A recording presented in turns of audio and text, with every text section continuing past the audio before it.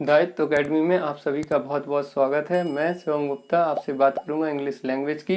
और ये English language SSC exam, teaching exam और स्टेट गवर्नमेंट एग्ज़ाम जिसमें भी इंग्लिश आती है उसके लिए बहुत ही ज़्यादा उपयोगी रहने वाली है। क्योंकि आज की क्लास डेमो क्लास है, इसलिए इस क्लास का PDF नोट्स नहीं मिलेगा। बाकी जो भी क्लास होगी उन सारी क्लासों का प्रिंटेड PDF नोट्स आप लोगों को दिया जाएगा, जिससे आप लोगों को कुछ भी लिखने की ज़रूरत ना रहे। क्या होता है, इंग्लिश लैंग्वेज को सही स्ट्रेटजी से ना पढ़ने के कारण हम लोग उसका सही से प्रयोग नहीं कर पाते हैं। इस क्लास के माध्यम से हम जानेंगे इंग्लिश लैंग्वेज को पढ़ने की बेस्ट स्ट्रेटजी क्या होनी चाहिए। तो आइए आज की क्लास शुरू करते हैं। एक वर्ब होता है बी, इसका अर्थ होता है होना। ये प्योर फॉर्म होता है। इसका प्रेजेंट रेडीमेड फॉर्म होता है is, am, are.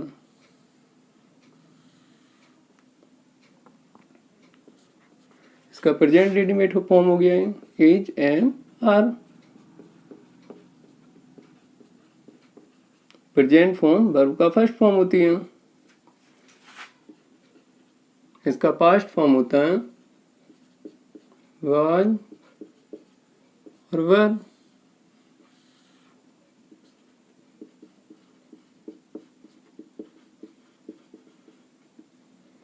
Past form verb का सेकंड फॉर्म होती है। इसका थर्ड फॉर्म होता है बी का बीन।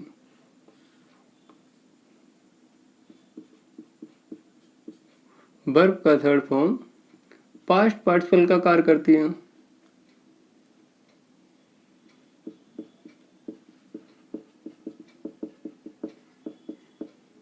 जब हम लोग नॉन फाइनाइट वर्ब पढ़ेंगे तब इसको अच्छे से जानेंगे क्या होता है पास्ट पार्टिसिपल, और ये सामान्यतः एडजेक्टिव का कार्य करती है।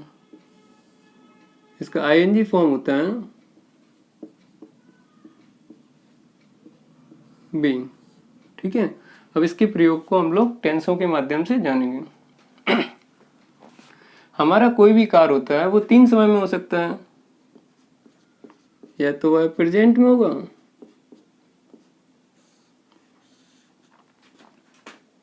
या तो वह पास्ट में होगा, या फ्यूचर में होगा। ये तो आप लोग जानते ही हो। हमारा कोई भी कार्य 3 समय में हो सकता है और प्रत्येक समय में कार्य 4 अवस्थाओं में हो सकता है। कैसे, आइए जानते हैं। या तो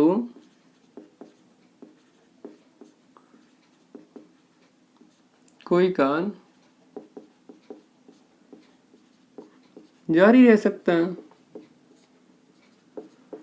हमारा कोई कार्य 3 समय में रह सकता है, प्रेजेंट, पास्ट या फ्यूचर, और प्रत्येक समय में कार्य 4 अवस्थाओं में रह सकता है। पहला है या तो कोई कार्य जारी रह सकता है, ये होता है हमारा कॉन्टिन्यूअस फॉर्म।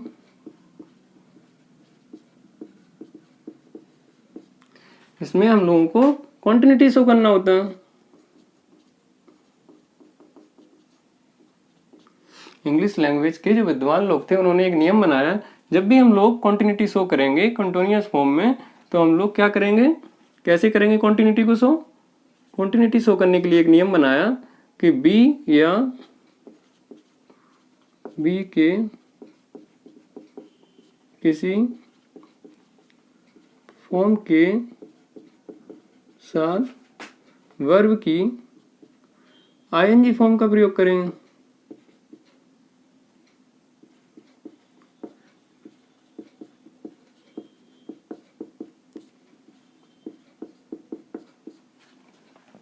एक नियम बनाया कॉन्टिन्यूटी शो करने के लिए बी या बी के किसी फॉर्म के साथ वर्ब की ING फॉर्म का प्रयोग करेंगे। आइए इसको जान लेते हैं एग्जाम्पल के माध्यम से।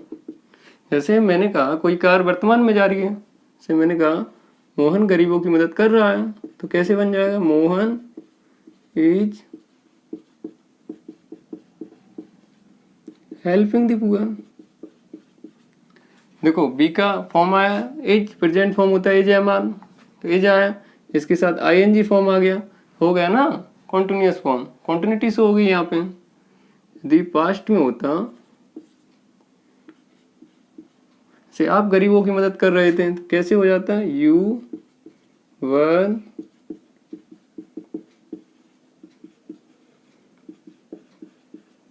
Helping the poor. देखो बी का पास्ट फॉर्म आया तो आज ये वर आया और यहाँ पे आईएनजी आ गई, तो हो गई ना कॉन्टिन्यूस फॉर्म में।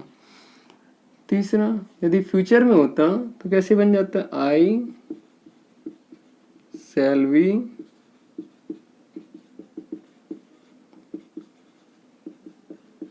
Helping the poor. बी आया, बी के साथ आईएनजी फॉर्म, यहाँ भी कॉन्टिन्यूटीज हो गई।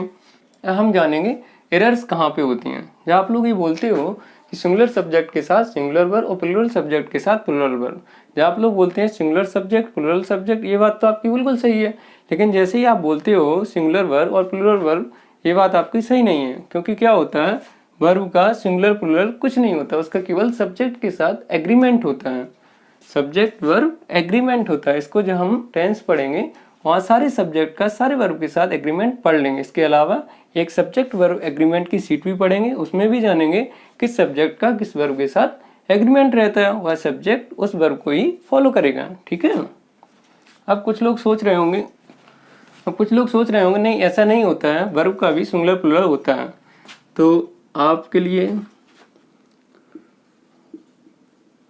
आप लोग क्या करते हो, वर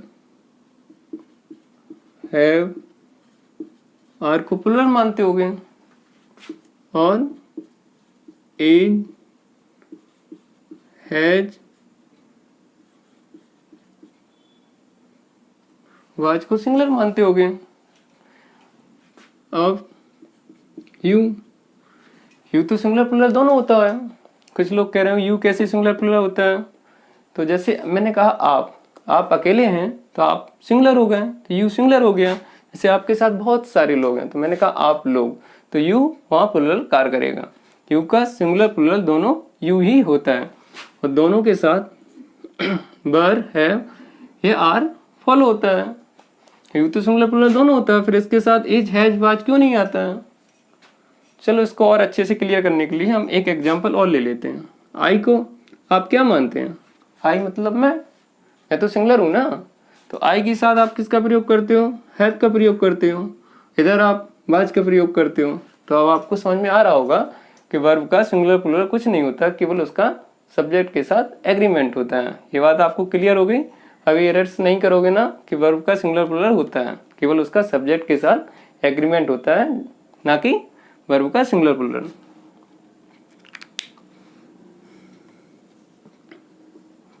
अब एक और इम्पोर्टेंट बात बताना चाहते हैं। जब हमारे टेंस बने थे तो वहाँ पे केवल दो ही टेंस बनाए गए थे, प्रेजेंट और पास्ट। इसलिए प्रत्येक वर्ब का प्रेजेंट फॉर्म होता है और पास्ट फॉर्म होता है। प्रेजेंट फॉर्म वर्ब का फर्स्ट फॉर्म होती है और पास्ट फॉर्म वर्ब का सेकंड फॉर्म होती है। उस समय फ्यूचर की अवधारणा नहीं थी, फ्यूचर की अवधारणा बाद में आई और फ्यूचर को हम लोग मॉडल ऑक्सिलरी से बनाते हैं। क्या होता है मॉडल ऑक्सिलरी? मॉडल ऑक्सिलरी वे वर्ड्स होती हैं जिन पर वाक्य सब्जेक्ट और नंबर का कोई भी प्रभाव नहीं पड़ता और इनके साथ हम लोग प्योर फॉर्म का प्रयोग करते हैं। ठीक है, वाक्य सब्जेक्ट और नंबर का प्रभाव नहीं पड़ता है, इनके साथ हम लोग प्योर फॉर्म का प्रयोग करते हैं। जब हम लोग मॉडल ऑक्सिलरी वर्ब पढ़ेंगे तब सारी मॉडल ऑक्सिलरी वर्ब को बहुत अच्छे से पढ़ेंगे और उनके यूजेज को भी जानेंगे। वर्तमान समय में 13 मॉडल ऑक्सिलरी वर्ब एग्जिस्टेंस में। कौन कौन सी? Will, shall, can, could, may, might, should, would, ought to, need, dare, use to. ठीक है, will, shall, can, could, may, might, should, would, ought to, need, dare, use to. ये 13 model auxiliary verb present में existence में है। अब इसका ये कारण ये रहा होगा प्रेजेंट और पास्ट टेंस बनने के पीछे, क्योंकि प्रेजेंट में तो मनुष्य जी रहा होता था और पास्ट को वह जी चुका होता था, इसलिए वह कार्य को प्रेजेंट और पास्ट दोनों में कर रहा होता था। जबकि फ्यूचर की ऐसी कोई अवधारणा नहीं थी, फ्यूचर के बारे में उसको जानने की कोई ऐसी जिज्ञासा नहीं थी। लेकिन जैसे ही चीज़ें आगे बढ़ी तो हमें फ्यूचर की भी ज़रूरत पड़ने लगी, इसलिए फ्यूचर टेंस को भी बाद में मॉडल ऑक्सिलरी के द्वारा बनाने लगे हम लोग। ठीक है, अब पहला हमने जाना कि कोई कार्य 3 समय में रह सकता है, प्रेजेंट, पास्ट, फ्यूचर, और प्रत्येक समय में कार्य 4 अवस्थाओं में रह सकता है। या तो कोई कार्य जारी रह सकता है, नंबर दूसरा, या कोई कार्य पूरा हो गया हो। इसको हम लोग बोलते हैं परफेक्ट फॉर्म। ठीक है, इसमें हम लोगों को क्या शो करना होता है, परफेक्शन। इंग्लिश लैंग्वेज के जो विद्वान लोग थे उन्होंने एक नियम बनाया, जब भी हम लोग परफेक्शन शो करेंगे तो परफेक्शन शो करने के लिए क्या करेंगे, हैव या हैव के किसी फॉर्म के साथ वर्ब की थर्ड फॉर्म का प्रयोग करें। क्यों, आइए हम जान लेते हैं। जैसे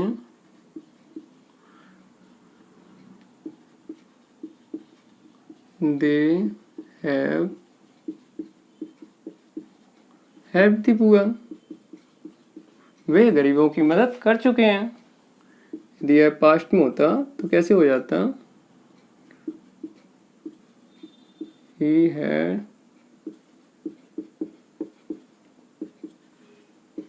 helped the poor, वे गरीबों की मदद कर चुके थे। यदि फ्यूचर में होता तो कैसे बन जाता, you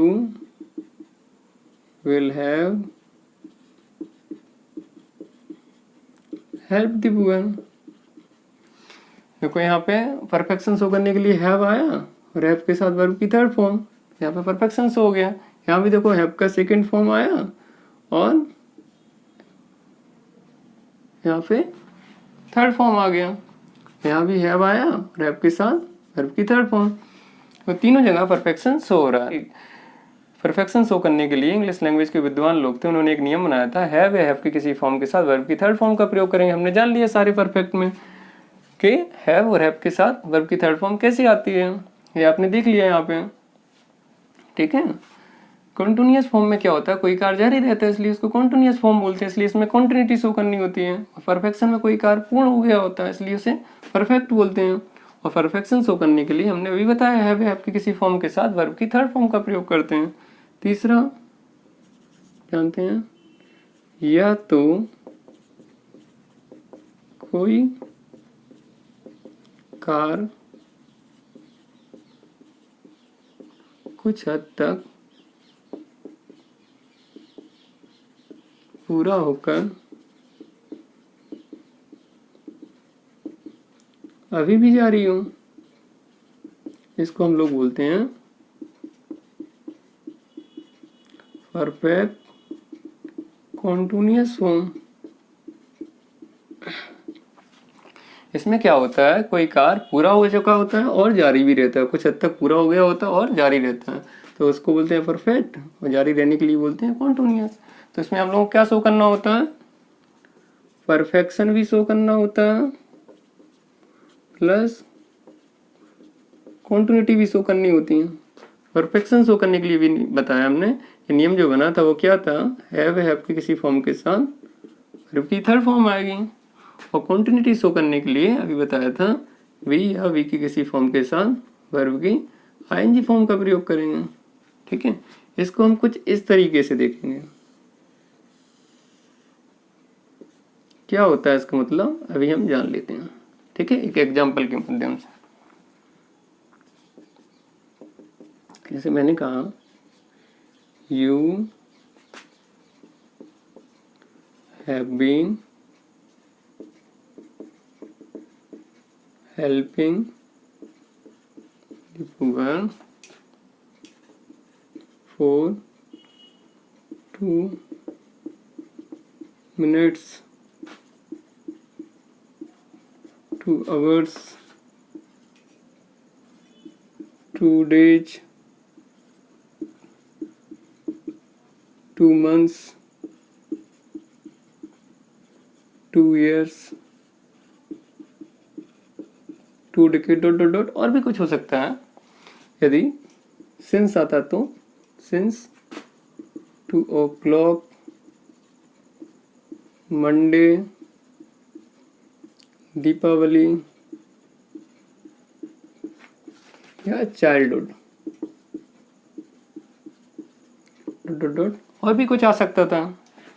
अब यहाँ पहले हम देखेंगे कि परफेक्शन और कॉन्टिन्यूटी कैसे शो हो रही है। देखो परफेक्शन शो करने के लिए हैव की किसी फॉर्म के साथ वर्ब की थर्ड फॉर्म आ गई, परफेक्शन शो हो गया। कॉन्टिन्यूटी शो करने के लिए बताया था मैंने कि बी या बी की किसी फॉर्म के साथ वर्ब की आईएनजी फॉर्म आएगी। ये परफेक्शन शो कर रहा है, ये कॉन्टिन्यूटी शो कर रहा है, हो गया ना परफेक्ट कॉन्टिन्यूअस फॉर्म। अब एरर्स कहाँ से होती हैं उसको भी जान लेते हैं। जब आप लोग ये बोलते हो कि निश्चित समय के लिए सिंस का प्रयोग करेंगे और निश्चित समय के लिए फोर का प्रयोग करेंगे, और छोटे में तो हम लोगों को एक बड़ा सा चार्ट बना दिया जाता था और बताया जाता था अगर ये चीज़ें होंगी तो सिंस आएगा, और यदि ये चीज़ें आएंगी तो हम लोग फोर का प्रयोग करेंगे, ठीक है। जबकि ऐसा कुछ नहीं होता है। हमारे सिंस और फोर प्रपोजिशंस होते हैं, इनके बहुत सारे यूजेज होते हैं, लेकिन अभी हमें उन यूजों की ज़रूरत नहीं है। अभी हम उस यूज की बात करेंगे जो हमारे लिए उपयोगी है। इसका एक प्रयोग होता है फोर शोइंग टाइम। सिंस और फोर समय को दर्शाते हैं। प्रपोजिशन है, इनका एक प्रयोग होता है फोर शोइंग टाइम, ये समय को दर्शाते हैं। तो जो हमारा फोर होता है वो किस तरीके के समय को दर्शाता है? फोर होता है वो पीरियड ऑफ टाइम को दर्शाता है, ठीक है।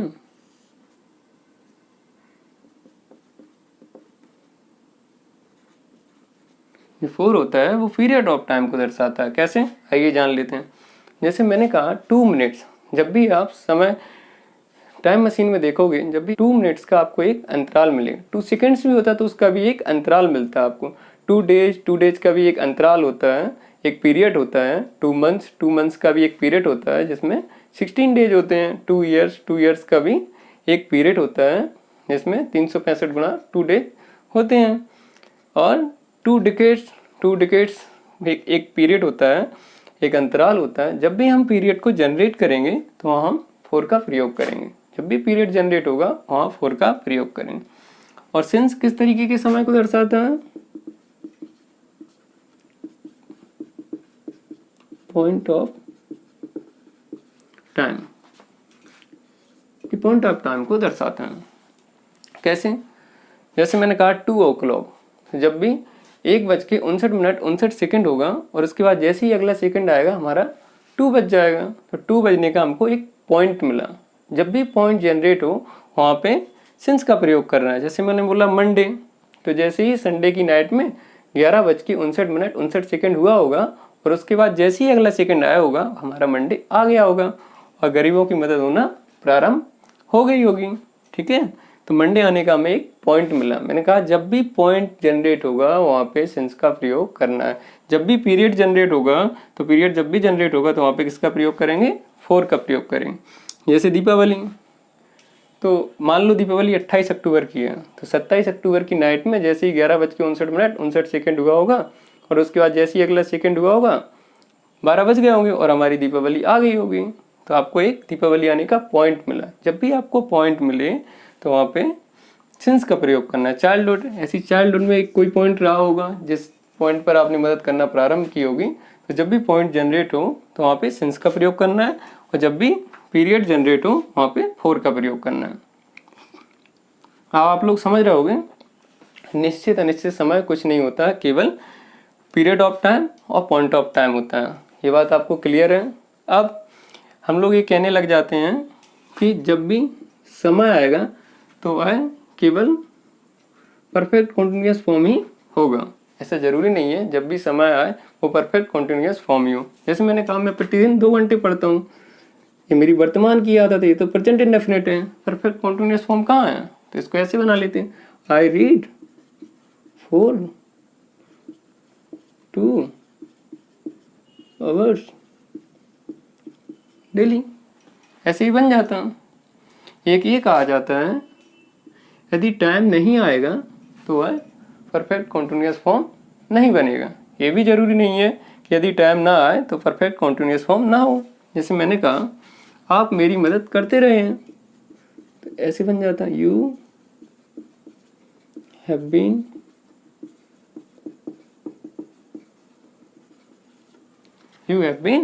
Helping me. मतलब इसका मतलब ये हुआ कि आपने मेरी मदद करने का काम पहले भी पूरा कर दिया है और वो कार्य अभी भी ख़त्म नहीं हुआ है, वो अभी भी जारी है। तो इसको ऐसे बना लेते हैं।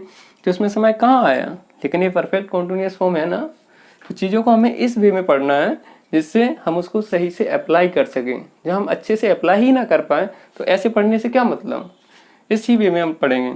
चौथा एक हमारा फॉर्म होता है, चौथा फॉर्म होता है जब पता ही ना चले, इसको हम लोग बोलते हैं डेफिनेट फॉर्म।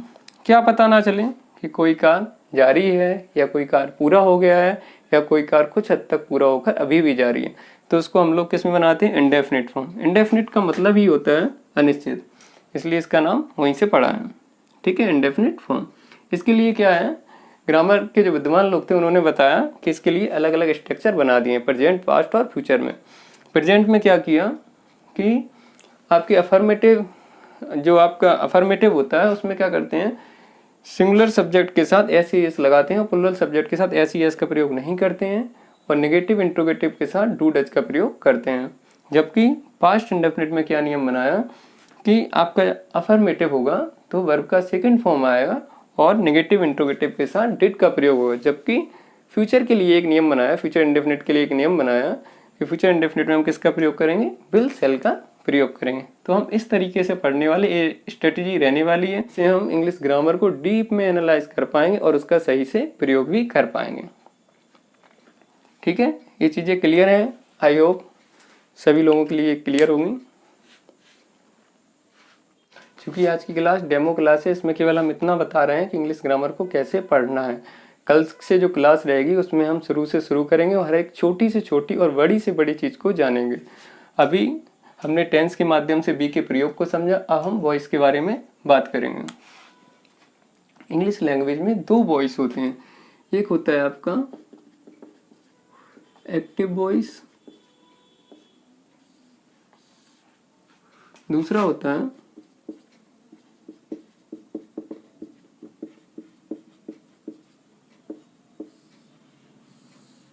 Passive voice. कहाँ से इसका नाम पड़ा, एक्टिव वॉइस और पैसिव वॉइस, आइए इसको जानते हैं। जो हमारा एक्टिव वॉइस होता है उसमें जो सब्जेक्ट होता है वो कार्य करता है, मतलब वह सक्रिय रहता है, यानी एक्टिव रहता है, वहीं से इसका नाम पड़ा है एक्टिव वॉइस। जो हमारा पैसिव वॉइस होता है उसमें जो सब्जेक्ट की जगह पर लिखा रहता है, सब्जेक्ट की जगह पर लिखा रहता है, जो सब्जेक्ट की जगह पर लिखा रहता है वो कार्य नहीं करता है, यानी वह सक्रिय नहीं रहता है, यानी वह पैसिव रहता है, वहीं से इसका नाम पड़ा है पैसिव वॉइस। अब पैसिव के लिए दो चीजों को जानना बहुत जरूरी है। एक तो नंबर एक, वर्ब का ट्रांजिटिव होना चाहिए।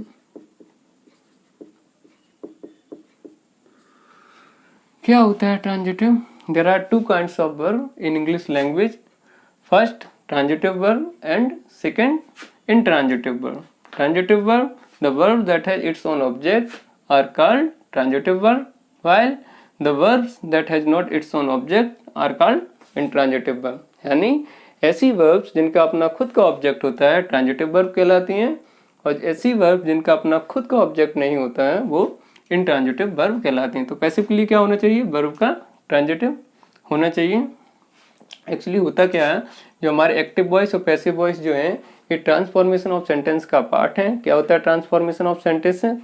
ट्रांसफॉर्मेशन ऑफ सेंटेंस वह प्रक्रिया होती है जिसमें वाक्य के अर्थ को बिना बदले ही उसकी रूप या संरचना को बदल दिया जाता है, ट्रांसफॉर्मेशन ऑफ सेंटेंस कहलाती है। Active voice, passive voice, direct speech, indirect speech, degrees of comparison, ये सारे आपके ट्रांसफॉर्मेशन ऑफ सेंटेंस का ही पार्ट है। ठीक है, अभी हमने जान लिया। जब हम लोग इन सारी चीज़ों को बहुत अच्छे से और डीप में समझेंगे। अभी ये डेमो क्लास है इसलिए थोड़ा थोड़ा समझाते चल रहे हैं चीज़ें कैसे बनी है और कैसे हमें उनको अप्लाई करना है। ठीक है, वर्ब का ट्रांजिटिव होना चाहिए। नंबर दूसरा है पैसिव बनाने के लिए एक ग्रामर लोगों ने एक नियम बनाया कि पैसिव बनाने के लिए हम लोग क्या करेंगे, हमेशा वी या बी के साथ वर्ब की थर्ड फॉर्म का प्रयोग, बी या बी की किसी फॉर्म के साथ वर्ब की थर्ड फॉर्म का प्रयोग करेंगे। आइए इसको एग्जांपल के माध्यम से जान लेते हैं। जैसे मैंने कहा दे हेल्प्स मी, वे मेरी मदद करते हैं। तो क्या करते हैं इसमें, हम ऑब्जेक्ट को सब्जेक्ट की जगह पर लाते हैं और सब्जेक्ट को बाई लगा के पीछे लिख देते हैं। हम ऑब्जेक्ट को सब्जेक्ट की जगह पर लाएंगे तो इसका सब्जेक्टिव केस यूज करेंगे, आई हो जाएगा। आई प्रेजेंट फॉर्म क्या होता है बी का, इज एम आर। आई किसको फॉलो करता है, एम को फॉलो करता है। सब्जेक्ट वर्ब एग्रीमेंट का सवाल है। आई एम बी का फॉर्म आया और इसके साथ हमें वर्ब की थर्ड फॉर्म बन जाएगा हमारा passive. I am helped by them, by लगा के सब्जेक्ट को पीछे लिख देते हैं। अब एरर्स कहाँ से होती है, कुछ लोग ये बोलने लग जाते हैं कि हम ऑब्जेक्ट को सब्जेक्ट बनाते हैं और सब्जेक्ट को ऑब्जेक्ट बनाते हैं। ऐसा नहीं होता है। आप भी इस बात को अच्छे से समझ लीजिए। क्या होता है, जो हमारा सब्जेक्ट रहता है वो कार्य करता है, मतलब जो डूअर होता है वो सब्जेक्ट होता है। तो इसमें भी तो कार्य देम ही कर रहा है, आई कहाँ कर रहा है। तो मेरी मदद की जाती है उनके द्वारा। इसका अर्थ ये हो जाएगा। इसको हम सब्जेक्टिव केस में क्यों लिखते हैं, क्योंकि जब भी हम किसी प्रोनाउन को सब्जेक्ट की जगह पर लिखते हैं तो हम उसका सब्जेक्टिव केस यूज करते हैं। जब भी हम किसी प्रोनाउन को ट्रांजिटिव वर्ब या प्रोपोजिशन के बाद लिखते हैं तो हम उसका ऑब्जेक्टिव केस यूज करते हैं। ये बात होती है। ये केवल वैरायटी फॉर्म की गई है, केवल एक दूसरा तरीका ईजाद किया गया बोलने का कि जिससे हम इसको ऐसे बोल पाएँ, ना कि हम सब्जेक्ट को ऑब्जेक्ट और ऑब्जेक्ट को सब्जेक्ट बनाते हैं। इसमें भी तो कार्य दे ही कर रहा है ना। जरूरी नहीं है हम हर बार प्रीपोजिशन बाई का ही प्रयोग करें। प्रीपोजिशन अलग अलग का भी प्रयोग हो सकता है। जैसे यदि नो होता तो हम लोग टू का प्रयोग करते हैं, वरी के साथ अबाउट का प्रयोग करते हैं, ठीक है। अलार्म, एस्टोनिश, सरप्राइज, साथ हम लोग ऐड का प्रयोग करते हैं। कंटेंट के साथ इन का प्रयोग करते हैं, ठीक है। सेटिस्फाइंग, सेटिस्फाइड, डिससेटिस्फाई के साथ विद का प्रयोग करेंगे और भी अनेक प्रीपोजिशन का प्रयोग करेंगे। जब हम लोग एक्टिव वॉइस पैसिव वॉइस पढ़ रहे होंगे वहाँ पे सारी चीज़ें बता देंगे। जरूरी नहीं है कि जो हमारे सब्जेक्ट है उसको बाई के बाद पीछे लिख देते हैं। कहीं कहीं हम लोग अवॉइड भी कर देते हैं सब्जेक्ट को लिखना, क्योंकि वह अंडरस्टूड होता है। जैसे पीपल है, पुलिस है, पब्लिक है, समवन है, नो वन है, तो इनको हम लोग बाई प्रीपोजिशन के साथ नहीं लिखते हैं, ठीक है। अब जब भी आप पैसे पढ़ते होगे तो एक सवाल जरूर आता होगा आपके दिमाग में कि हमारे टेंस तो होते हैं 12, लेकिन पैसिव सिर्फ 8 का बनता है। ऐसा क्यों होता है, 4 टेंसों के साथ ये अन्याय क्यों हुआ कि उनका पैसिव नहीं बनता है। तो मैं आपको एक बात बताऊं, जब हमारे पैसिव बनाए गए थे तो सारे के सारे 12 टेंसों के पैसिव बनाए गए थे, लेकिन कुछ ऐसा हुआ जिसके कारण परफेक्ट कॉन्टिन्यूअस और फ्यूचर कॉन्टिन्यूअस का पैसिव, जो हमारे पैसे बनाए गए थे तो सारे 12 के 12 टेंसों के पैसे बनाए गए थे, लेकिन कुछ ऐसा होगा जिससे सारे परफेक्ट कॉन्टिन्यूअस और फ्यूचर कॉन्टिन्यूअस का पैसे वर्तमान में एक्जिस्टेंस में नहीं रहा। उसका एकमात्र कारण रहा प्रोनाउंसिएशन को लेकर कुछ दिक्कत हुई, जिस कारण ये चारों टेंसों के पैसे एग्जिस्टेंस में नहीं रहे। जैसे इसको हम एग्जाम्पल के माध्यम से समझेंगे। जैसे मैंने कहा ही इज हेल्पिंग मी, वह मेरी मदद कर रहा है। तो इसको कैसे बना लेते हैं, ऑब्जेक्ट को सब्जेक्ट की जगह पर लाते हैं तो क्या हो जाता है, आई किसको फॉलो करता है, एम को। कॉन्टिन्यूटी शो करने के लिए किसका प्रयोग कर देते हैं, बीइंग का, आई एम बीइंग। और पैसिव के लिए थर्ड फॉर्म हेल्प्ड, और बाय लगा के सब्जेक्ट को पीछे लिख देते हैं, I am being helped by him. ऐसे इसका बनता है ऐसे। ऐसे ही इसका बन जाता, जैसे दे हैव बीन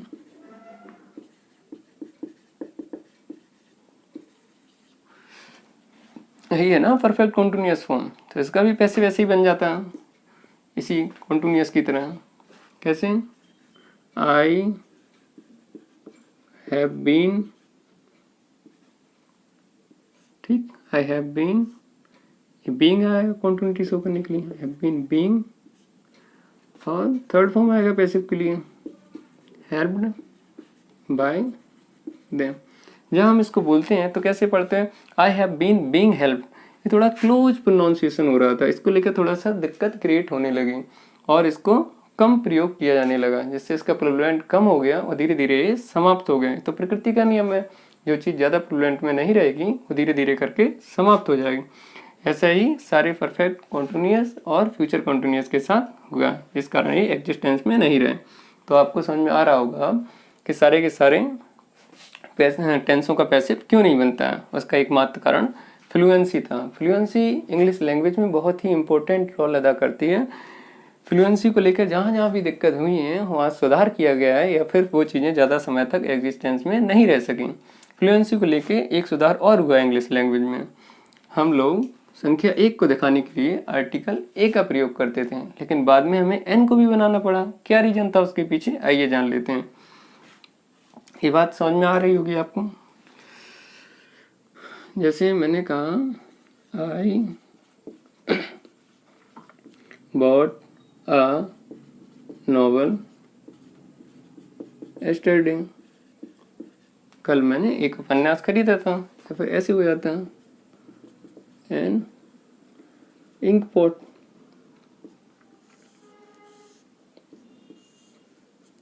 ऐसे हो जाता है।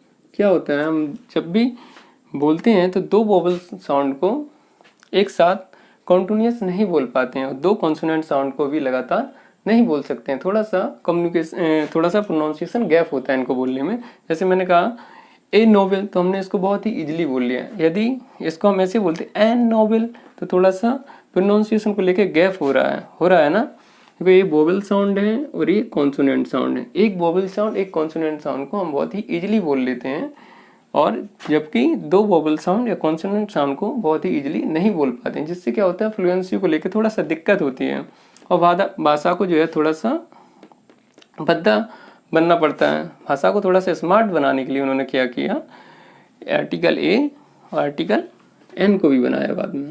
जैसे एन, तो यहाँ पे क्या कॉन्सोनेंट साउंड एन, और यहाँ पे वोवेल साउंड, तो इसको हम इजीली बोल पा रहे हैं एन इंपोर्ट। तो भाषा को स्मार्ट बनाने के लिए, जब आप लोग स्मार्ट बन सकते हो तो भाषा क्यों नहीं बन सकती है। तो भाषा को स्मार्ट बनाने के लिए हम लोगों ने क्या किया, आर्टिकल पहले जो ए था उसके साथ हमने क्या किया, आर्टिकल एन को भी बनाना पड़ा। तो आपको समझ में आ गया होगा कि आर्टिकल की ज़रूरत क्यों पड़ी। ये क्या होते हैं हमारे, ये नाउन है। जैसे नाउन के बारे में जो बताता है वो क्या होता है, एडजेक्टिव। आर्टिकल जो होते हैं वो विशेष प्रकार के एडजेक्टिव होते हैं, और हम जान लेते हैं वो किस प्रकार के एडजेक्टिव होते हैं। 10 प्रकार के एडजेक्टिव होते हैं, उसमें से एक एडजेक्टिव होता है जो संख्या को बताता है, उसको हम लोग बोलते हैं न्यूमरल एडजेक्टिव। संख्या को बताएगा वो कौन सा होगा, न्यूमरल एडजेक्टिव। न्यूमरल एडजेक्टिव 2 प्रकार के होते हैं, एक तो होता है आपका डेफिनेट न्यूमरल एडजेक्टिव, एक होता है इंडेफिनिट न्यूमरल एडजेक्टिव। जो निश्चित संख्या को बताते हैं, जैसे 1, 2, 50, 100, 500, तो ये निश्चित संख्या हो गई। सम मैनी ये निश्चित संख्या नहीं है, तो इसको जो बताएगा वो होगा इंडेफिनिट न्यूमरल एडजेक्टिव। और डेफिनेट न्यूमरल एडजेक्टिव भी 2 प्रकार का होता है, एक होता है आपका